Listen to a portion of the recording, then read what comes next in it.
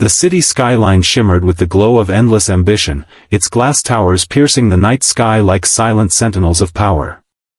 Inside the tallest of these towers, a woman sat in a penthouse office, her presence as commanding as the empire she controlled.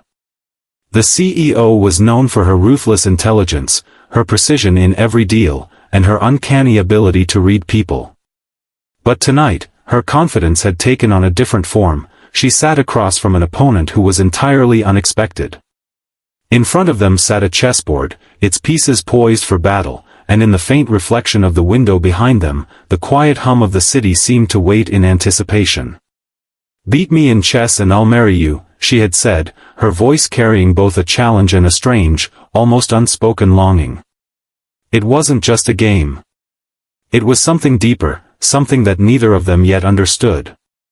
If you believe in kindness, second chances, and the power of unexpected encounters to change lives forever, take a moment to like this video, share it with someone who loves heart-touching stories, comment your thoughts, and subscribe to Kindness Corner so you never miss a story that might inspire your heart.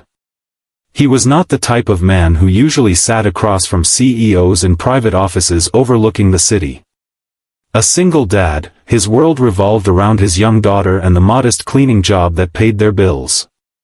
His hands were calloused from years of work, his clothes simple, his demeanor humble. But his eyes held a quiet strength, a kind of intelligence that came not from books or business schools but from the long, hard lessons of life. He hadn't expected the invitation. It had started innocently enough, a spilled coffee in the hallway, a polite apology, a passing conversation that somehow led to him fixing a stuck window in her office. She had noticed something in him that night, an unusual calm, a patience that intrigued her. And then she had noticed the small travel chess set he carried in his backpack, a relic from a life he rarely spoke of. That was when she decided to test him. For her, the challenge was partly amusement, partly curiosity. She was a woman who had everything yet felt the hollowness of victories that came too easily. For him, the challenge was more complex. It wasn't about marriage, not really, it was about dignity, about showing that even those who came from nothing could stand on equal ground with someone at the top. As they sat facing each other, the room seemed to shrink, the walls fading away until there was only the soft clicking of chess pieces and the quiet, rhythmic beating of their hearts. But life hadn't been easy for him. Every move he made on the board carried echoes of nights he had gone without food so his daughter could eat, days he had walked miles in the rain because the bus fare was too high, moments when he had swallowed his pride just to keep a roof over their heads. His opponent, though she could never imagine that struggle, began to sense it in the way he played, not with arrogance, but with a kind of raw, unshakable determination. Every piece he moved seemed to carry the weight of the life he had lived. She, too, had her burdens, though hers were hidden behind luxury and power. Years of loneliness masked by corporate success, a string of failed relationships built on convenience rather than connection, and a heart that was far more fragile than anyone suspected. Perhaps that was why she made the challenge. Perhaps she wanted to see if someone could surprise her, someone who didn't approach her with fear or flattery but with honesty and skill. As the game progressed, her smirk began to fade, not because she was losing, but because she was beginning to see him in a way she hadn't seen anyone in years. The city outside sparkled like a dream, but inside that room, the tension grew heavier with every move. Pawns advanced with purpose, knights leapt with precision, bishops cut across the board like silent blades. He was patient, not rushing, not intimidated. And then, in a moment so swift she barely saw it coming, he cornered her king. 3 moves. That was all it took. 3 brilliant, calculated moves that ended the game. Her eyes widened, not in humiliation, but in something closer to awe. No one had ever defeated her so quickly, so decisively, and certainly not someone she had underestimated. For a long moment, there was silence. Then, instead of anger, a quiet smile touched her lips. She realized this wasn't about the game anymore. It was about the truth she had seen in him, the resilience, the strength, the refusal to be defined by circumstance. She had offered the challenge as a joke, a test, maybe even a trap.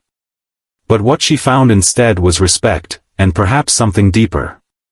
In the days that followed, she found reasons to call him back, not for another game, but for conversations that lingered long after the office lights dimmed. She asked about his life, about his daughter, about the kind of courage it took to start over every day despite the odds. He never boasted, never asked for anything. And that humility began to break through walls she had built around her own heart. What started as a challenge became a connection, and what began as a chess game became something much more profound. Weeks turned into months. Slowly, her guarded life began to shift. She found herself looking forward to his visits, to the moments of honesty in a world full of masks. And he, though cautious, began to see her not as the CEO but as a woman searching for meaning beyond boardrooms and balance sheets. It was in the quiet moments, the way she listened when he spoke about his daughter, the way he noticed when she was exhausted and brought her coffee without asking, that something real began to grow. But not everyone understood. Her friends questioned her. Her board doubted her judgment. People whispered that a CEO had no business involving herself with a man who cleaned floors for a living. The pressure mounted, the scrutiny became intense, and she began to wonder if she had been foolish to let him into her world. And yet, every time she looked at him, she saw the same unwavering strength she had seen that night on the chessboard. He had nothing to offer her in terms of wealth or status, but he had everything she truly needed: loyalty, honesty, and the kind of love that couldn't be bought.